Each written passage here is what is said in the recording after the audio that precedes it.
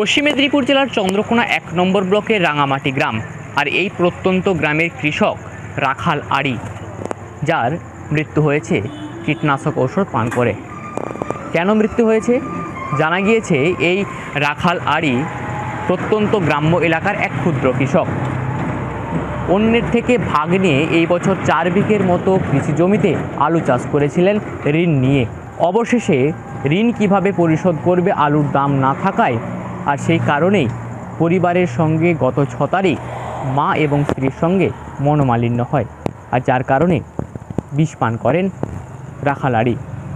গতকাল ঘাটাল মহকুমা হাসপাতালে মৃত্যু হয় রাখালের।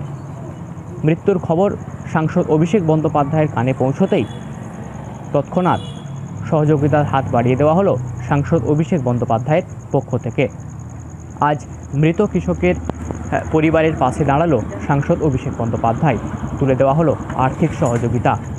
আজ সন্ধে নাগাদ সাংসদ অভিষেক বন্দ্যোপাধ্যায়ের পাঠানো আর্থিক সহযোগিতা তুলে দিতে উপস্থিত ছিলেন ঘাটাল সাংগঠনিক জেলা তৃণমূল যুব কংগ্রেস সভাপতি সৌরভ চক্রবর্তী, উপস্থিত ছিলেন চন্দ্রকোনা ১ নম্বর ব্লক তৃণমূল কংগ্রেস সভাপতি সূর্যকান্ত দলুই সহ একাধিক তৃণমূল কংগ্রেস কর্মী সমর্থকেরা।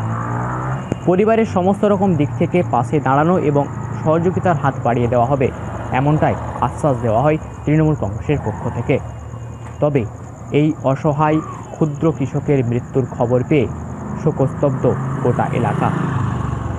আমাদের প্রিয় সাংসদ অভিষেক বন্দ্যোপাধ্যায়কে, কারণ আমাদের এই প্রত্যন্ত গ্রামে, রাঙামাটির প্রত্যন্ত গ্রাম, সেই গ্রামের খবর যেই মুহূর্তে পৌঁছেছেন, সেই মুহূর্তেই উনি এই অসহায় পরিবারের কথা শুনে সেই পরিবারের পাশে দাঁড়ানো, তার ছেলেদের শিক্ষার ব্যাপারে চিন্তাভাবনা করে তাৎক্ষণিকভাবে যে সিদ্ধান্ত নিয়েছেন, এটা এর জন্য আবারও অসংখ্য ওনাকে ধন্যবাদ জানাই, প্রণাম জানাই।